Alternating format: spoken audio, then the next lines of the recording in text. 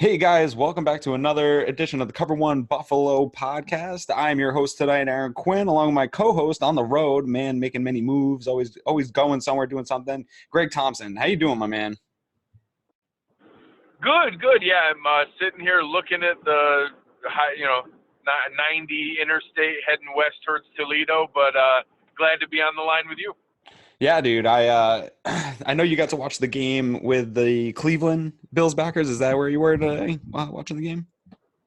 Yeah, it was fun. It was at a place called the Third Spot over on the west side of Cleveland with some guys. If anybody listens to the Nick and Nolan show, those guys and a handful of other folks in the Cleveland area started up the Cleveland Bills backers. There was a huge turnout for it, along with, I guess, a lot of folks that normally are there that went to the game. And we had, I don't know, it seemed like 100 people, but I'm not sure exactly. Was that But a it was a great turnout? time. Really awesome crowd. What did that turnout increase because they knew you were coming? Clearly, I Yeah. think they put the word out ahead of time. So, we had a separate line for autographs and selfies, but we tried to keep it at a minimum. Sure, sure. That's one thing I've never done though is go to a Backers bar. There was a bar I used to in Maine go to, and there was like three of us that were Bills fans that would just meet up there. There was actually a Backers bar somewhere a little further south, but I've never actually caught a game at a official Bills Backers bar. So that's a pretty cool thing. Is that your first one at a Bills Backers? No, well, because of traveling so much for work, I've actually done quite a few. So I've been able to do Atlanta, Dallas, New York, and now Cleveland. I've seen some awesome pictures from others around the country, so I'd like to do more. But yeah, with traveling so much for work, I've actually got to do a handful. Today was a great one. That's awesome, man. I'm gonna have to put that on my bucket list and get to it at some point here. But we got a game to talk about. I was at the game, so I got to watch live. You might hear it a little bit of my voice because I was ripping my vocal cords apart on third downs, doing my part. My one of 11, well, one of 12, I guess, not one of 11. Doing my part. So this show is going to be a little bit different because usually we're both watching the game at our home, taking notes, both kind of watching in different atmospheres. It's a lot different if you haven't been live. For people that go there live, it's a lot different to watch. It's, Greg often says you like watching it better on the TV, and a lot of the times I agree with you because you don't get to see a lot of the stuff. So when I was leaving the stadium, I was kind of on Twitter, and some of the plays that people were complaining about and talking about, I didn't get a good view of it while I was live. So some of that stuff we won't probably touch on, or if you got to see it, maybe we can get your opinion on it. But so it'll be a little bit of a different show than we're used to here for the post-game show, but a fun one nonetheless. Lots to talk about. A 16-10 loss to the New England Patriots. And honestly, Greg, outside of how it really started out and it was kind of a wonky game in the start of it, it really ended basically how we talked about and how Mark Schofield talked about when he came on, which would be the best kind of thing where the Bills have a chance in the fourth quarter to win the game. And whether or not they won the game, we kind of conceded that didn't necessarily matter as much, but having that chance against one of the best teams in the league. Now that you've had a couple hours here to drive around, digest this loss, how do you feel overall in the overall sense of this game? Where's your head at? It's tough, because, yeah, like I said, you pointed out, all three of us predicted that. I predicted 17-13. This is the exact kind of game that I thought it was going to be. I thought it was going to be ugly. I thought we had two of the probably top 3 or 4 defenses in the NFL, and we absolutely did. We saw those on display. And I think it's, on one hand, really reassuring to see that, hey, we can hang with these guys, and this defense is going to let us be in absolutely any game. That anytime that we're in a game, they're going to let us be competitive. And it's also really frustrating to see that, hey, we were in this game, and if we don't have 4 turnovers and some, I don't think the referees did us any favors today, but that's not the reason we lost. But if, just a handful of those things, heck, I know Josh was the reason for a lot of those turnovers, but I feel like if he was in the game at the end of the game, maybe something happens there. So that's, on one hand, really reassuring that we can hang with the best team in the league. And then on the other hand, really frustrating that I feel like we let one get away, that our defense put up a absolutely pristine performance, and that, you feel like you should cash in when those happen.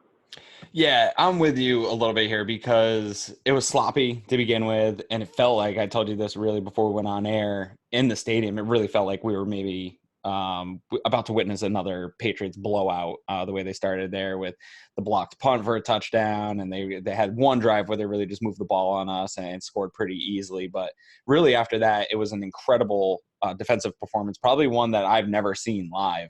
The way that this defense buckled down. You keep Tom Brady 18 for 39, 150 yards and an interception, no touchdowns. You typically will win this football game. Unfortunately, the offense really couldn't get anything going. They came out in the third quarter. It was actually a really weird game, right? Because all season, the third quarter, the offense has struggled. This season, or this game, they come out in the third quarter and they look the best they did the entire game. So they did something right there. And then we lost Josh Allen. And you're right. In my drive home, I was going through all the shoulda, woulda, couldas that could possibly go wrong. But you can't really do that because any of those things change every other outcome, right?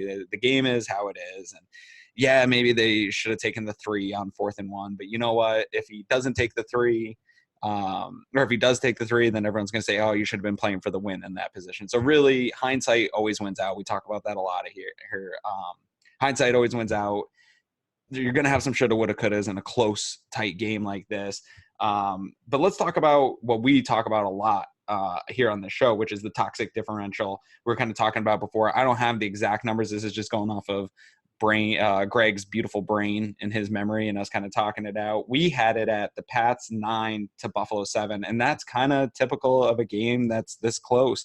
And it didn't really feel like that though live at the game. It felt like the Bills' toxic differential was much higher because I think our toxic plays led to points and led to more of the big plays that really ended up being the difference in this game.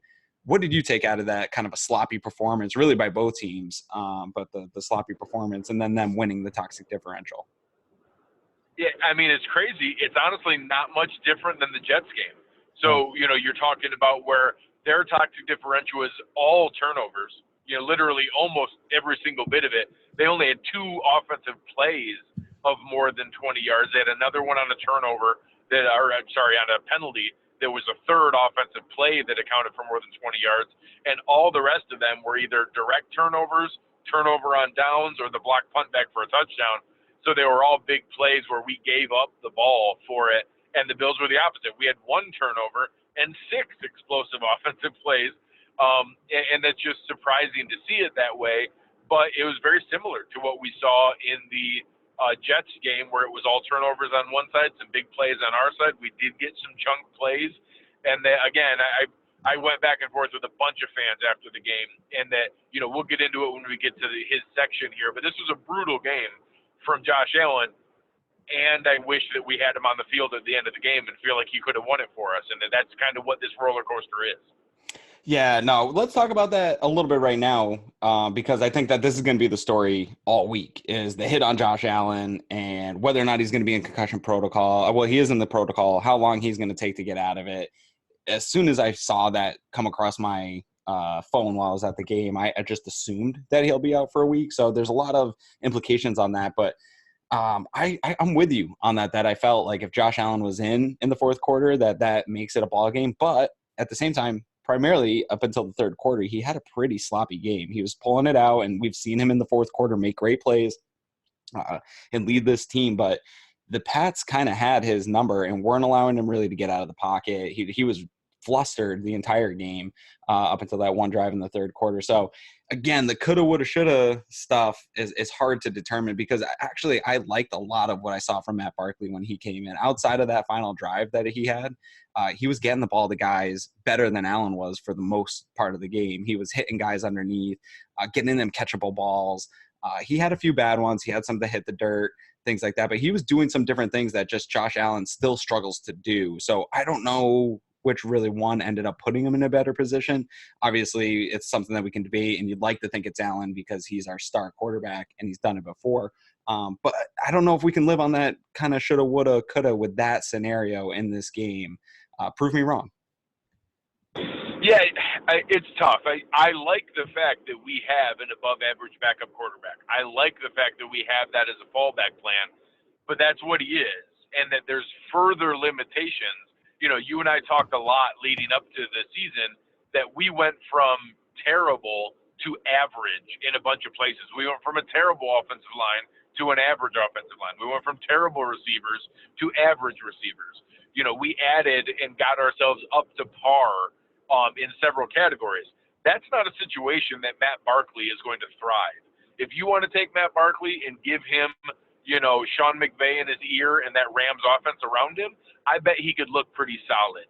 But he's not the guy who's going to lift an average unit and make them special. Now, can he keep us in rhythm? Can he, you know, not lose the game for us? I think you saw that. He didn't make any boneheaded turnovers. He had 2 turnovers that were both on kind of tip balls and things that weren't necessarily directly his fault. But he also, you know, I think made 1 or 2 nice plays that were above average. I think he scrambled. I think the defense knew what was there. With Allen, it was, you know, going up against the best defensive mind in NFL history with one of his most talented defensive units ever, and he laid that out to be a perfect game plan, and that Josh fell right into it and played probably his worst game since the injury last year. He had a couple pretty terrible ones with Green Bay and some of the other games last year early on, and this is probably his worst game since then. And that, you know, we've said a lot of times, this is going to be the Josh Allen roller coaster. He's never going to be that guy who's perfect, makes 0 bad plays. You just need to bank on him making more good plays than bad plays, and he didn't do that today. He let us down today. But I do think there were some other gaps, and we'll get to that in the rest of the offensive output. But I don't think he was the only offensive player that played poorly today. Well, and here's the other thing, man. When you win, it kind of doesn't matter as much. I don't know that they're all talking about in New England and nationally how poorly Brady played today. And I think when you put them up against each other, both going up against probably 2 of the top 5 defenses in the league when everything shakes out at the end of the year, both quarterbacks performed poorly. Just one of them won and really got a lot of help from his special teams in order to do that. So winning changes a lot of that. If the Bills pull this game, I don't know that we're going to be nitpicking Josh Allen's first half performance in the way that we will probably the rest of this week. I heard people kind of hoping that Mac Barkley would come in the third quarter anyway at the stadium, which I thought that was a little bit kind of over the top. I think Josh Allen needs these moments against these types of defenses in a big game with a little bit of hype to really grow. And he really didn't do well. And I thought we saw him come out in the third quarter and we saw some signs of life. And I think that is the kind of growing that you want in a second-year quarterback, even though it was ugly and we ended up losing the game ultimately. And unfortunately, we ended up losing him to a concussion. You don't want that part of it. But I thought that the maturation that was occurring during the game was big for him to be able to put that behind him, that first half behind him, and come out in the third quarter and lead his team down and score. I thought was huge. And Brady only had one of those drives himself. So he went toe-to-toe, you know, with the best quarterback in the world to ever do it, both against top defenses, and they about performed the same. Josh had a couple wonky throws that we'd like to have back, but ultimately the 2 quarterbacks, neither one really stood out from each other today. Yeah, I mean, the big difference was you saw how often, and this was very often, that Tom Brady was perfectly fine giving up, and that he was fine just throwing the ball in the dirt, throwing it away, which several times were on third downs where he was just giving it up, and that's basically a turnover in itself. You know, he wasn't trying to convert. He was just saying, hey, I'll live to fight another day, and that's some of the maturation that's going to come from Josh. But that transition that they made the halftime adjustments and came out and scored the first touchdown that defense has given up all season. That's the first time someone scored an offensive touchdown on the Patriots all year, and he was leading them on a drive to do it again when he got hurt. I think that is a step forward. It doesn't excuse the fact that he was pitiful in the first half and played horrible and made another boneheaded throw in the second half. But again, that is what he is. You're hoping that improves down the line. You still want him in there because the upside is so much higher than so many other guys. I think we're going to have time here on Twitter and everybody, we're going to nitpick Josh Allen the rest of this week. And obviously it's going to be a huge topic about his health and going into the Titans game and where he stands there. So I'm sure we'll talk a lot about the position all throughout the week here and in our Wednesday Titans preview show. I want to move over to the running backs a little bit right now because I thought Frank Gore was playing obviously his best game as a Bill. And I really felt while I was at the game that the offense was only really running when Frank Gore got going. And then kind of after they got that touchdown drive, they really just pulled away from him. What did you see on TV that kind of made them pull away from Frank Gore. Obviously, TJ Yeldon was a little bit more productive in the passing game. I don't know. It just seemed like I wanted to see a little bit more Frank Gore because as he was going, the offense was going. Oh, it made me crazy. We had 2 different drives where Gore was gashing him, and then we threw the ball in 3 straight plays for 3 incompletions and had to punt. And that, I get it. It's hard. It's like anything else.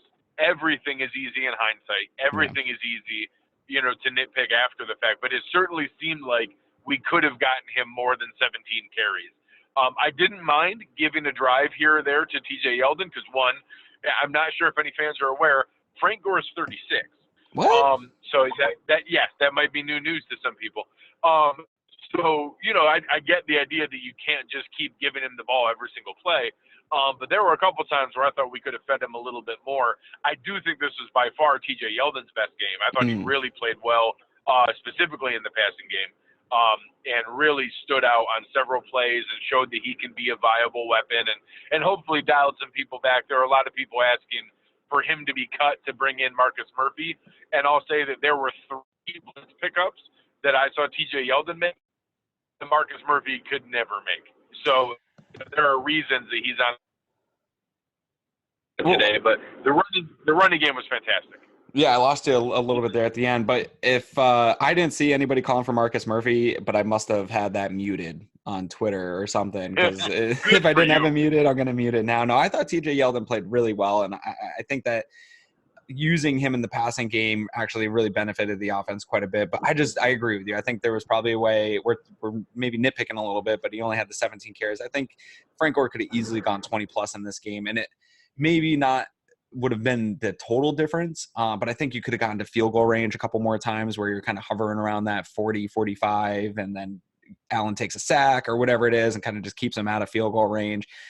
Gore was having the kind of game where when you get around the 40, you maybe get him the ball a couple more times and he gets into field goal range. And really that is all the difference in a game like this, is the opportunities to get field goals. So before we get into field goals and special teams talk, which we're probably going to talk about that maybe a little bit longer than we should or won't really want to, let's talk about the wide receivers, because obviously they struggled in the beginning of the game because Josh Allen just wasn't hitting anybody. I mean, all those little outs and stuff that we saw him doing really well in preseason and really even in the first couple of games here, he was just missing by a mile. It was the Josh Allen that all the draft nicks warned us about. And I'm sure this week on Twitter, you're going to get all the Josh Allen haters showing clips of him just totally inaccurate hitting and not being able to hit guys on 2 to 3 yards out in the flats.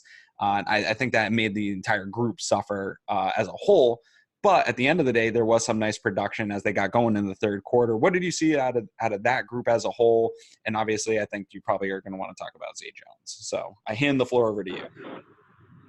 Yeah, I don't think it was our best game as a wideout unit. I don't think that Josh helped him early. I think he had a lot of adrenaline pumping. He missed a lot of nice, quick little outs that they were trying to get him into a rhythm that, those were on him. But later on, we saw more drops than we've seen in a while. I think it was from almost every receiver that was out there. Several of the interceptions were not great throws. They were not throws that Josh Allen should have made. The interception was on him. This is not to excuse him. But there were several of them where he could have fought back, specifically twice with Zay Jones, where once for Barkley's interception and one for Josh Allen, where he could have fought back towards the ball and become a defender to at least knock it down, and just kind of sat there and waited for the ball to get there. And it was hard to guess in real time, can you just pivot and move back towards the ball that quickly? But there was no effort to do that, and it looked really poor the way that it was shown. So I'm curious to see when we get to break down the film, how real that was, or maybe we're being unfair to what he was doing. But I will say, from a broadcast angle and the replays that they showed, it looked really bad for Zay on a couple of those where it looked like he could have made a better effort to do that. So it's tough. I do think that there were some tough throws. There was one that, went off of Cole Beasley's feet. That was a Matt Barkley throw that I think some fans thought was a drop, and that would have been a tough catch. There were several of them where, I do think John Brown, made some nice tough catches, specifically that one down the sideline from Barkley where, Gilmore had interfered with him and he held back the one arm and basically cradled it one-handed. So there were some nice plays here and there, but overall probably a net negative from the receiving core from the contributions that we did see. Yeah, nothing really blew me away. Obviously, on that first third quarter drive where they scored, I love the slant over the middle to John Brown. It's worked all year. I'd like to see a little bit more of that in this game. He only got the 5 catches for 69 yards. I really want to see John Brown kind of creeping into that 8-9 catches a game because I think he can do that consistently and hovering around 100 yards. I think that he can be that guy in this offense, and it just seemed like they just couldn't get him the ball. But you're going to struggle to do that, obviously, when you're turning over the ball in the first half and you're struggling to stay on the field. One guy that kind of stood out to me, and it was really from just really one catch, and it was, again, now it's his second week in a row, is Dawson Knox. And he made maybe the most grown man catch I've seen a Bills tight end make in a long time, where he just went up, totally covered, grabbed the ball out of the air, came down with it for a first down. He only had 3 catches for 58 yards, averaged 19.3 a catch. I would like to see him get more targets because he does catch the ball in traffic. He does go up and catch the ball when he's covered.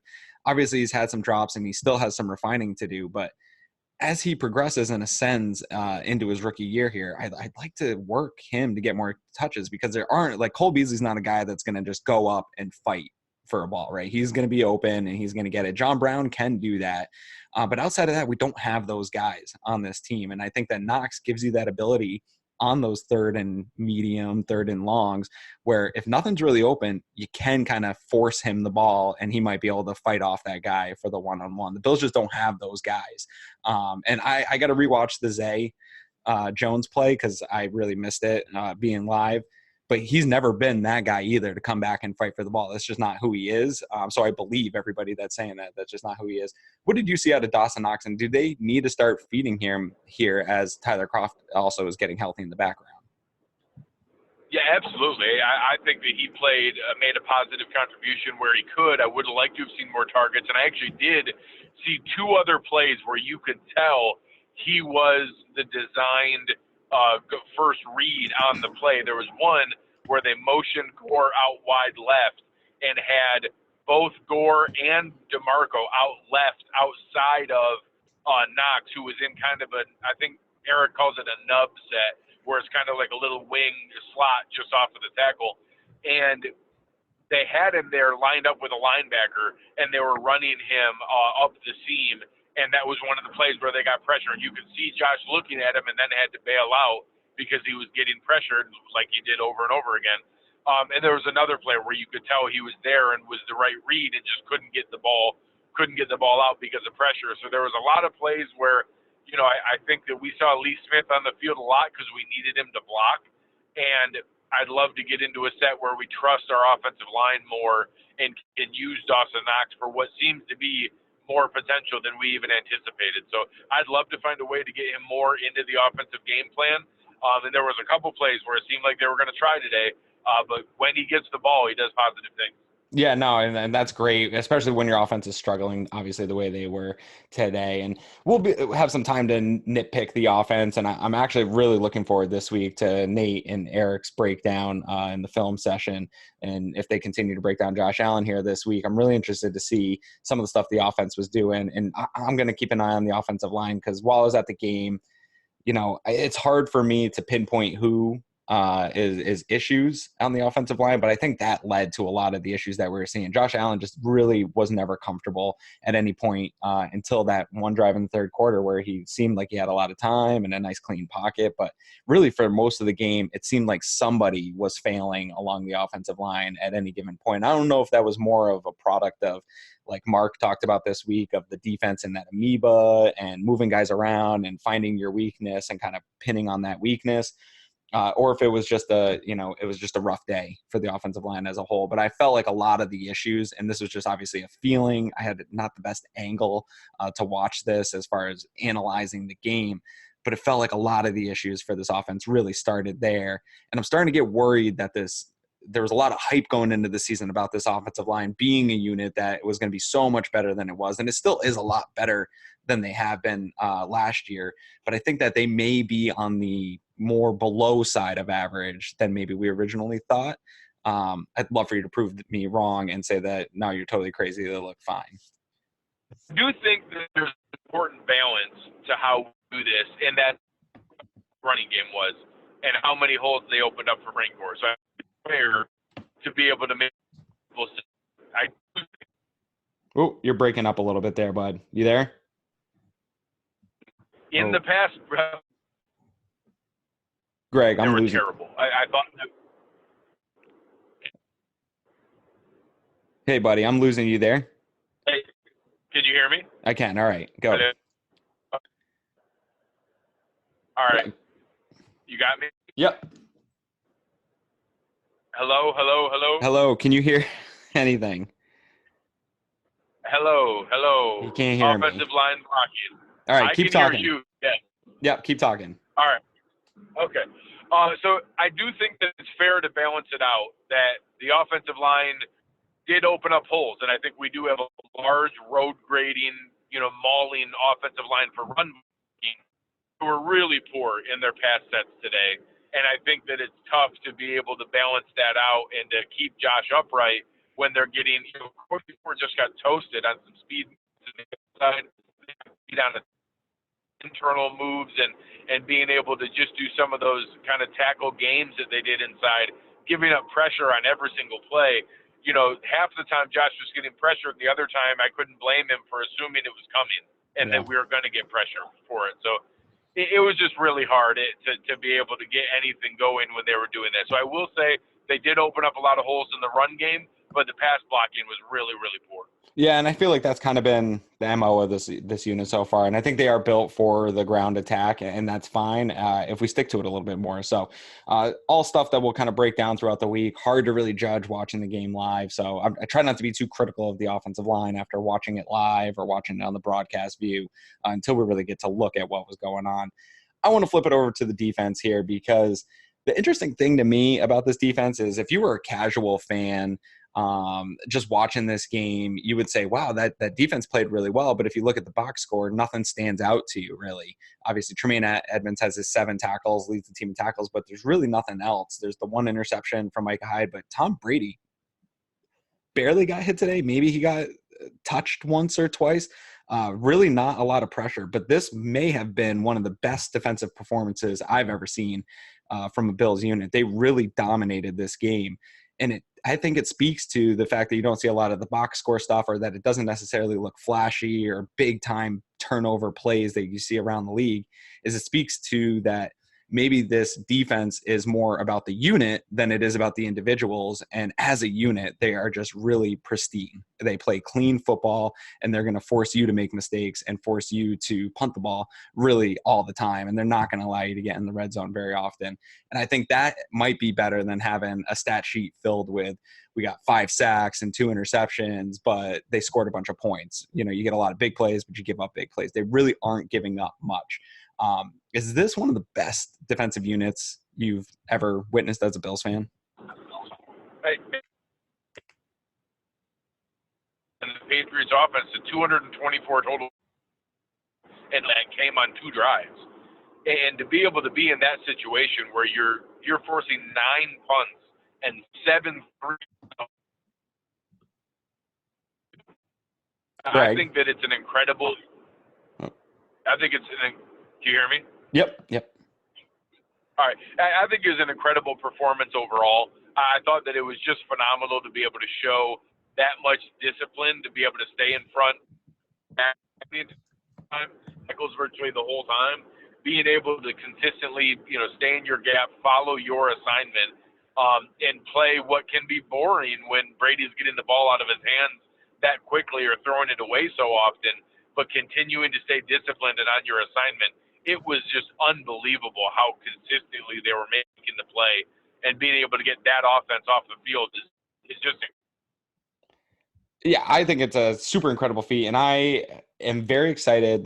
Maybe the thing that gets me the most excited about this week is all those Tremaine Edmonds haters that people were claiming they were watching the film and still grading him poorly. We had him as our disgruntled, which I'll admit, when you watch the game live and you don't get a chance to analyze it, sometimes you just react to what you think you see. But today, I don't think that anybody could argue that Tremaine Edmonds wasn't one of the best players on the field today, in my opinion. I think that he was all over the ball. the lack of running game was a lot to do with him and Milano. They were just flying to the ball. They couldn't get on the edge on us. I loved what I saw out of the young guy, our young captain, and Tremaine Edmonds. Kind of who stood out to you on the defensive side of the ball?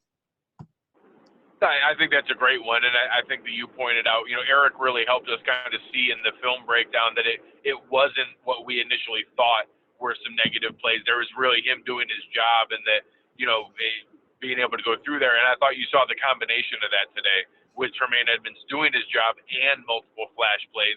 He almost got a pick six there at the end of the game where he got the ball, got his hands on the ball, and had a really critical pass breakup that it was on him really hot, but being able to go there.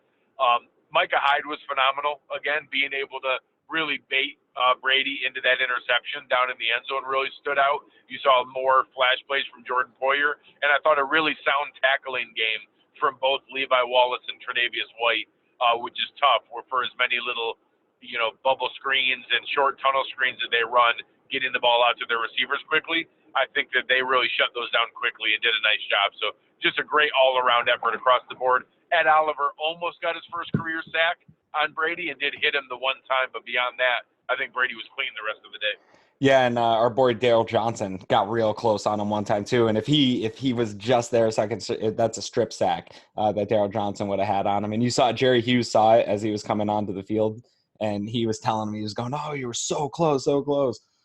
So both those guys making impacts and positive impacts for this team. But you mentioned the tackling, and all season it stood out to me. I think that this might be one of the best tackling teams in the league. They're just, guys are not getting anything. You might give up a reception, but nobody's going anywhere afterwards. I think maybe the biggest after the catch this year was the pick play that got challenged here in this game, and Josh Gordon took it for like another additional 20 yards, but that's because the defender got tripped, not because he wasn't able to get tackled. But the tackling's been fantastic, and if you, in this league, you're going to give up plays, you're going to give up receptions, but if you can tackle the guy and not allow him to go anywhere, you're going to be consistently in games like this and consistently make teams punt. So that's what we're seeing out of this defense. I think this probably some fans want to see more flashy plays, and I don't know if we're going to really get that with this unit. I think it'll come as more balls get tipped and things like that, but I think it's really just a pristine unit, and they're going to play clean defense and really force you to try to move the ball on them. And I'll take our defense really up against anybody in this league, especially after seeing them do it against Tom Brady. We're going to talk about special teams a little bit more than we normally do. I feel super frustrated, and you kind of know a lot more about the punt game and special teams than I do. But as a casual fan of this, and having gone through the Danny Crossman years of constant special teams penalties, constant special teams mistakes, in a big game like this where you have all this hype, for a lot of the problems in this game to really fall back on special teams. Obviously, the offense had their issues in the first half, but we could have lived through those offensive issues if the special teams played clean, or even half as clean as they played. But there really was mistakes across every part of the special teams today, whether it be penalties, missed field goal, blocked kick, everything went poorly. There were some highlights on the special teams too, but as far as mistakes go, every part of that unit made a mistake. I think it's totally unacceptable.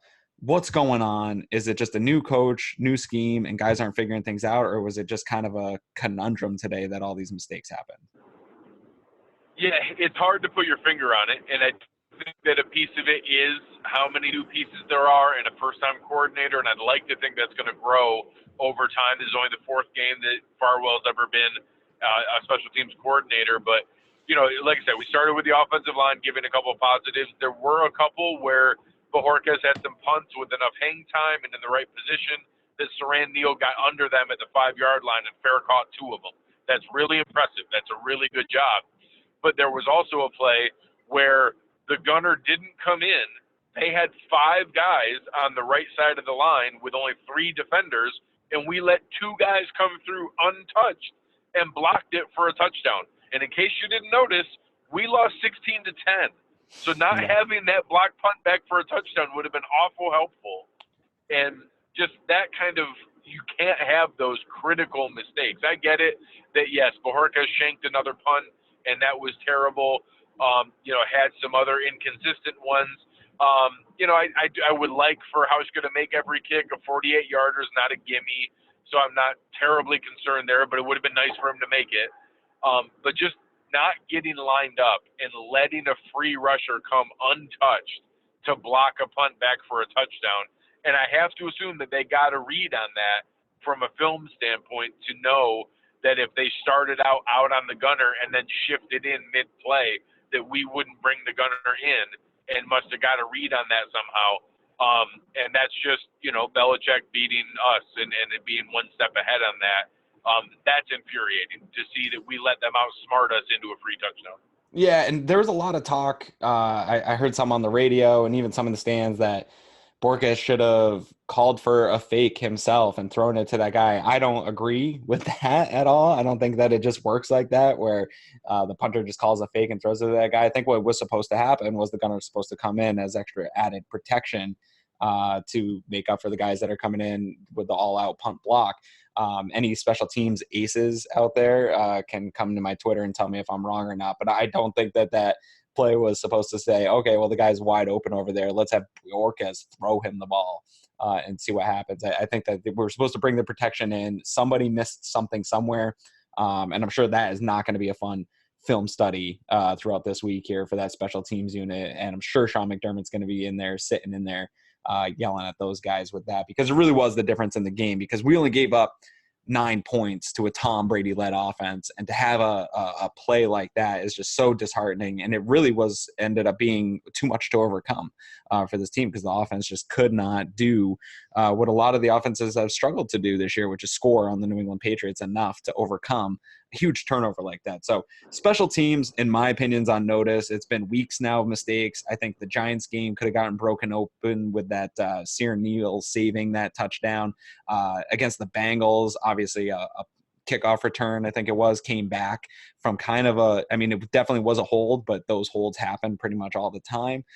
Could have easily gone the other way. So special teams, to me, big time on notice. I'm keeping my eye on it, and I really hope that we start to correct things going forward, because that is, to me, one of those things we've seen it throughout the years, where you could have a really good defense and even you can have a moderate offense. But if your special teams is making these kinds of mistakes, it's going to make it really hard on your team to win games. You really have to try to play as clean as possible in all three phases. And I find special teams penalties and turnovers to be extra annoying when you're playing, because they don't get that many snaps and you just expect them to kind of come in and do their jobs. Do you think special teams is on notice? I'm not saying anybody getting fired, but just we need to expect better, and I don't know how to get that, but I think that Sean McDermott's putting them on notice this week. 100%. I will say, Andre Roberts is a feisty returner. I like him. Yeah. He had a couple of really nice returns, so he's a positive piece. I think Saran Neal is a really good gunner. So I think we've got a couple of pieces that aren't bad. But obviously, as an overall unit, from a discipline standpoint, we've had less penalties than last year, but still more than I'd like. And obviously, again, just some of the basics of that, of lining up and not being able to do that. Consistency of Corey Bojorquez is tough. He had a good first two games. I just had to give him a pass last week that the wind was so bad that it really hurt him. He was bad again this week, and I think they have to be in the market for a punter. I'm not saying they need to pull the trigger now, right, but if he has another rough week in Tennessee, I think you have to use that bye week to bring in a new guy. Yeah, bringing lots of guys, and just everybody's kicking in Buffalo until they find one. A subject that we really don't talk about a lot, because this year it's actually been pretty good, but something I want to touch on here before we get into, how we wrap up this show. I heard a lot of talk and stuff about time management, timeouts, challenges, things like that. And I think that there was some issues in this game, but I don't know. I heard people on the radio calling in talking about how they took timeouts, and I have a tough time getting upset about if Josh Allen sees something that the defense is doing and they don't feel comfortable running the play that they've got in it. I'm okay with him taking a timeout and saying, hey, we need to take a look at this. That's why he's a captain. That's why he's the leader of your offense, stuff like that. A couple of the challenges, though, I don't know what the process is for the Bills. So I'm not going to speak to what Sean McDermott's seeing or what he's being told. But a couple of those challenges, kind of even in the stands, it felt like, man, that doesn't seem like something that you're really going to get an official to overturn and go your way. Maybe you shouldn't throw that. And it feels like maybe somebody should be there in his ear to say, hey, man, I agree with you that this play, that especially I'm speaking to that pick play specifically, we agree with you that's a pick play. You're going to have a really hard time to get an NFL official to overturn that play as an illegal play, or that shouldn't exist, because then you're talking about something like intent. And I know it's a split-second decision, but I feel like in a tight game, in a 16-10 game, those decisions are amplified. What about time management challenges did you see, and did any of it bother you today? There was a couple pieces. I do give guys a pass if you're getting us out of a bad play and we don't have the right read or alignment there. That's not a bad timeout, and Brady has done a couple of those as well. We had a couple that we didn't get ourselves out of the huddle in time to get to the line and to get lined up, and that's organization and discipline, and just needing to know that, hey, if you're not getting the call in your ear fast enough, to get into the line and call the play yourself. That's that's an acceptable lack of organization. So I think we had two of those that frustrated me. There's one of those was a special teams one. Jordan Poyer was just going around with his hands up, not knowing what to do. I don't know why he was in on teams for that one, but kind of the same thing. We ended up having to waste the timeout because special teams just couldn't get lined up. Yeah, and then on the challenges, I think that's a little bit tougher, because I think that, again, the spirit of where McDermott was, I think he was right on both of them. I do think that James White's forward progress was stopped, and the whistle should have been blown and the play was over, but I think that's impossible to overturn, and you just have to know the system well enough to know that you're not going to win that. Right. Separately, I do think that there's a scenario where if there was any contact from Lacoste coming across the middle on that play, they would have given him defensive pass interference. There was some weird matrix stuff where they never physically made contact, and I think that made it hard to overturn. But I do think that he was right in spirit in both of them, but you're right that he has to have someone in his ear from an analytics standpoint or from a probability standpoint, letting him know whether you're going to be able to win those, and that, maybe we should have held on to it there. So it's hard in the spirit, in the heat of the moment, when I do think he was right on both of them, not to want to throw the flag there and support your guys. But that's something he needs to continue to improve on. And that was the first time he's challenged any plays all this year, and he missed the first two. Yeah, and it's just tough. And I don't know that it ended up impacting the later stages of the game, but I think I didn't keep good track of the score, but I want to say there was maybe 12, 13 minutes where we didn't have any timeouts and we didn't have any challenges in a 16-10 game. And those are the types of things where if you really needed them, you look pretty stupid come Monday if you needed those two things that are supposed to be in your toolbox late in the game and you don't have them. So I don't think they impacted this game, but kind of something to keep an eye on, maybe how we use challenges. I know there's been complaints in the past about McDermott using challenges. Like you said, he's kind of kept that flag in his pocket so far this year. So we'll have to see how it goes in the future. But I agree that I think he was right and justified in wanting to challenge those plays. But yeah, maybe somebody's got to be up there that just knows how the league's calling some of the stuff and where they're reviewing and what specifically they're looking for in reviews. Because when I saw both of them, I agree.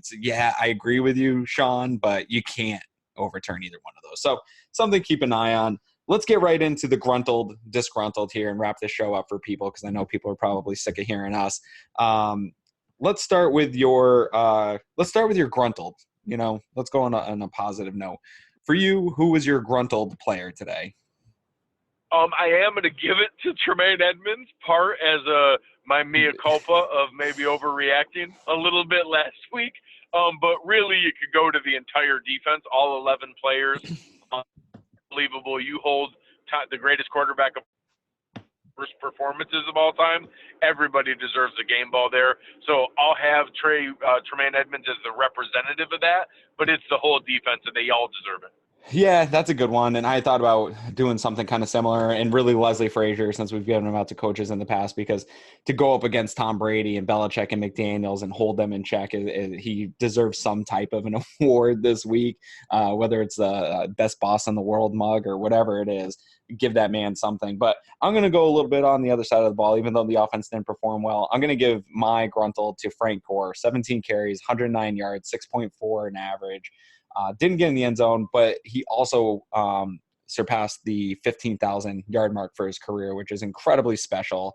Not many men who have played football have done that. And he hasn't done most of those yards in a Bills uniform, but kind of cool that he broke in a Bills uniform. And it wasn't just like he had a 27-yard day. He had a 100-yard day. He really ran well.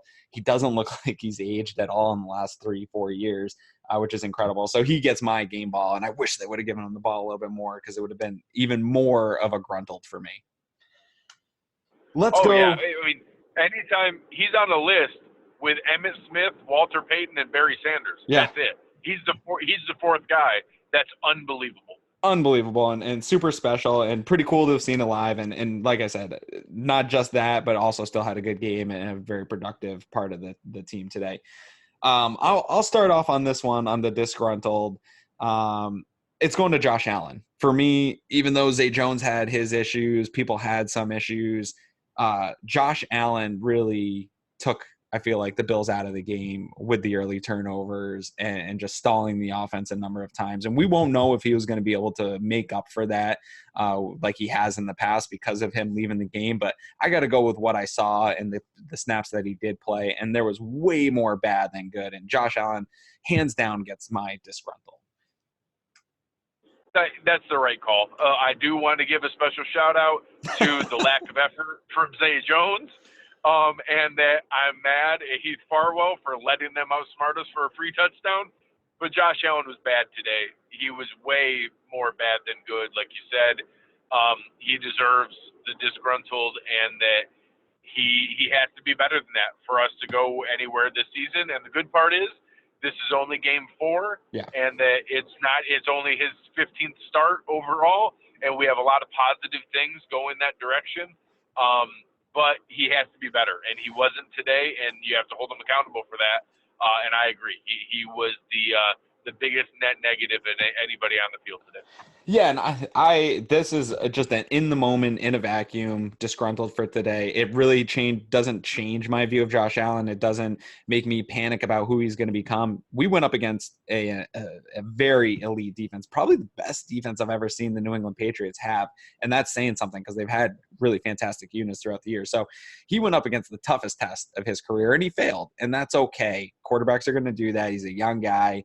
I want to see how he grows through what he saw and what he did. I would have liked to see him get the rest of the game and see how he progressed within the game itself. But I'm okay with that. Tom Brady also went up against a really good defense, and if we were Pat's show, I would have given him my disgruntled as well. So when you face an elite defense, it's tough to really perform well, but unacceptable performance from Josh Allen, and hopefully it's something that he learns from and continues to build on what was been a pretty good season so far. Yeah, one of my responses on Twitter was just important perspective on the fact that Josh Allen was terrible today is not the same as Josh Allen is terrible. Right. Oop, I lost you. No, just trying to have some perspective and understand that he can learn from this and be able to take that forward and still be okay. But you have to hold him accountable to that. He was terrible today and needs to be better. And before we go, and we let people know where to find us and stuff, I do just want to mention, if you follow the show, Greg and I have been doing bets every week. We do it on a scale of 1 to 10. We make bets throughout the week. This week, I don't remember. I thought we weren't doing that anymore. Yeah, well, I'll pull up last week's episode or Wednesday's episode, and so just for a little bit of jogging your memory here, we can stop soon. I don't know what's the skunk point in this thing, and you can just kind of check to me, but right now I'm up 24-10 after sweeping this week. All threes across the board for me. James White over 4.5 catches. Brown had just 5 catches. You had the 5.5. You had the over. He had exactly 5. Burkhead and Michelle, you had the over 100 yards. I think only Michelle got touches. Burkhead didn't even get any run touches, and he had 63 yards. And then obviously Josh Allen got knocked out early, but I don't think he was on pace for 250 anyway. And you had the over 250. So I went across the board. I might give you some easier bets next week and help you play catch up a little bit. Oh. I don't need your pity. Yeah, this is not my best week for it, but that's okay. It's a long season. We're only at we've got We do have a long way to go. So I still have faith. I still have faith. All right, man. Where can the people find you when you're not driving all around the country? I was going to say, if you want to find me, I'm near Toledo right now. But no, you can find me on Twitter. I am at Greg Thompson, GregTompsett. It brings some perspective. I've been doing that a lot today. So if you need to be calmed down or walked off the ledge, just write me and I'll help you out.